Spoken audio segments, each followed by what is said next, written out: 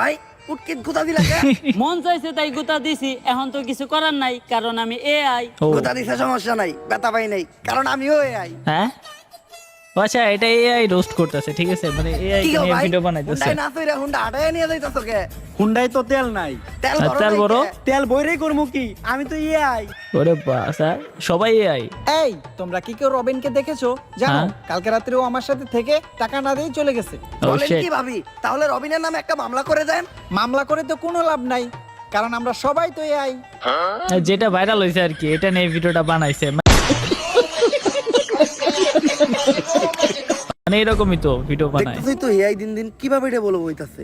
এখন টিকটক করতেছে এআই, ইউটিউবে ভিডিও করতেছে এআই, নাচতাছে এআই, গান গাইতাছে এআই, সংবাদ করতেছে এআই, আচ্ছা। গাড়ি চালাইতাছে এআই। আগে আচ্ছা। মানুষ জাইরামি করতো, এখন মানুষের জায়গায় জাইরামিটা পর্যন্ত করতেছে এআই।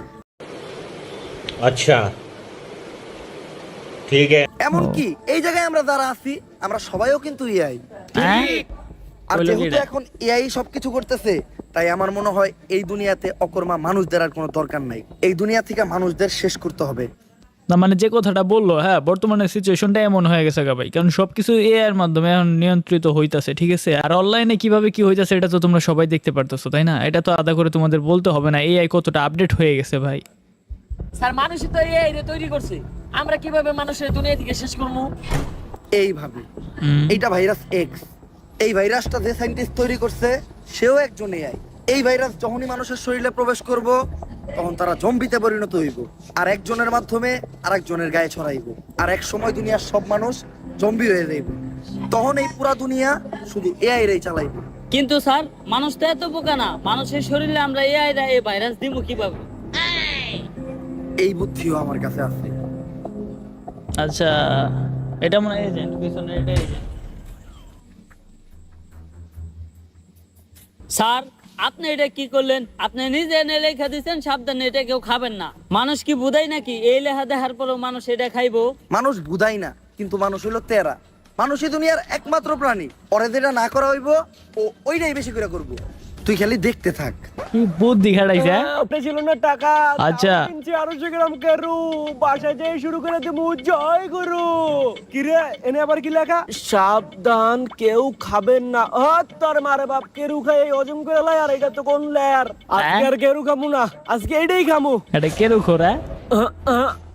আচ্ছা বাংলো এখন খাবো। জয় গুরু, তোমার নামেই করলাম শুরু। কি ডায়লগ ভাই, হ্যাঁ? আমারে খাইতে না করে। হ্যাঁ তুমি ওরে খাইতে না করো মেয়ে, ও সবকিছু খেয়ালায়, পারে তো টয়লেটও খেয়ালাবো, মানে কি কয় নেশাখোরের পাট্টা করছে, হ্যাঁ।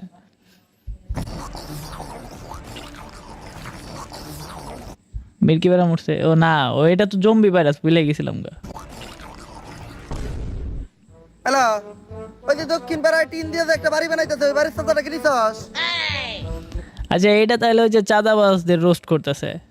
ও গরিব, তাতে আমার কি? ওরে গরিব আমি ধর্মই তো গেছি নাকি? ক্ষমতাই আমাগো, চান্দা লাগবো, এটাই প্রকাশ নাম্বার, এখনই প্রকাশে চান্দা বাড়ি বের কর।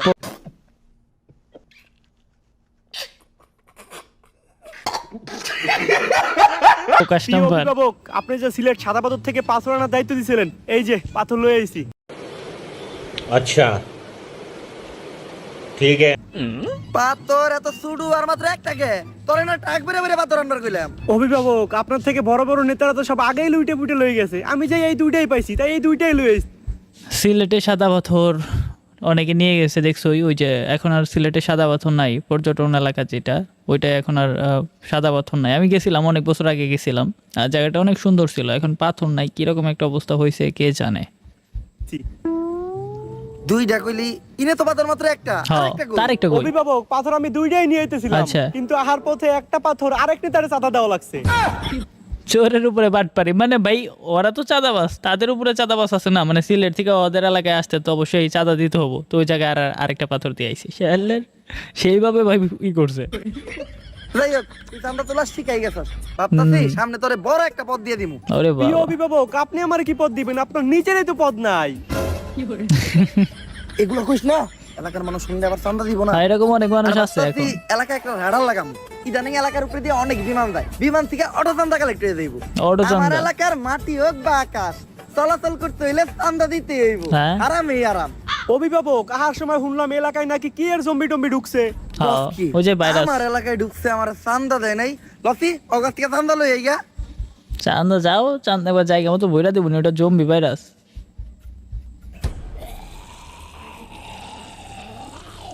অরিজিনাল জম্বিদের মতো। এই জম্বি আবার কি জিনিস? জম্বি হোক আর যাই হোক, আমার এলাকায় ঢুকলে চান্দা আমার দিতে হইব। চান্দা ভাইয়া ওই এলাকায় ঢুকছস, চান্দা কই?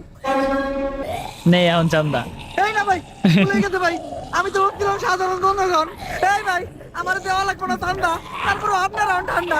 এই, আমার তাড়াতাড়ি বাবা।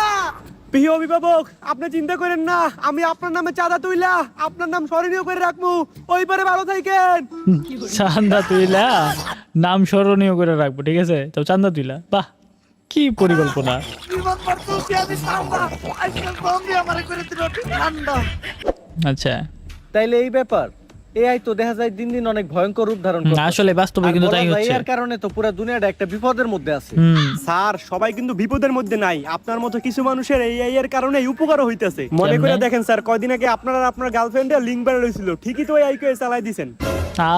হ্যাঁ, বর্তমানে এরকম হয় যাই অনেক। হোক, পুরো দুনিয়ারে আমাকে এই হ্যাঁ, বর্তমানে এআই কিন্তু এগুলা করে, মানে ছবি দিয়ে অন্যরকম ভিডিও বানায় ফেলে, ঠিক আছে? এগুলা থেকে সাবধান। আর যারা বোনরা আছো তারা অবশ্যই অনলাইনে কোনো পিক টিক আপলোড করবো না। এআই কিন্তু অনেক ভয়ঙ্কর, ঠিক আছে? তো এইগুলা থেকে আগে থেকেই তোমাদের সতর্ক থাকা উচিত, যেটা আমি মনে করি। আমি জানিয়ে রাখলাম, যারা আমার ভিডিওগুলো দেখো, যেসব বোনগুলা, তোমাদের আগে জানিয়ে রাখলাম। পোস্ট করার কোনো মানে হয় না, দরকারই নাই, থাকা। বিপদের হাত থেকে বাঁচাইতে হইব। কিন্তু বাঁচাইবোটা কে? স্যার, একজনই আছে, এজেন্ট টম ক্রুজ, যে টম দুনিয়ার ক্রুজ? প্রতিবারই অনেক বড় বড় বিপদে ফেলায়। আচ্ছা, বিপদে ফেলায়? এই তো লাগবো। হাট পেটাও। বিপদে ফেলায় ওরে লাগবে, উপকার করে হারে লাগবো না? না, এটা অমর অন ফায়ারের ভিডিও, সবই সম্ভব। স্যার, টম ক্রুজ এখন দেশের বাইরে অনেক বড় একটা মিশনে আছে। এটা 300 ফিট না? হ, 300 ফিটে। ওরে বাস, বাইক নেই, এটা কেডা কেডা নেই ভাই? ওরে বাস, ও ও মাই গড। আচ্ছা ভাই, লুকটা যা করছে ভাই, পুরাই সিনেমা। হ্যাঁ, মানে সিনেমার মতো চেষ্টা করছে, and ভালো হয়েছে।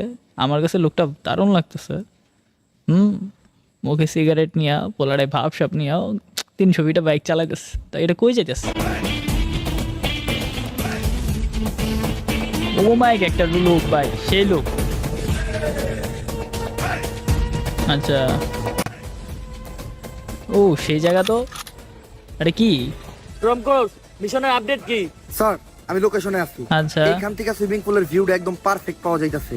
ভালো করে দেখো, সুইমিং পুলের সাথে কালো গেঞ্জি পরে একটা ছেলে শুয়ে আছে। ছুঁয়ে জি আছে? স্যার।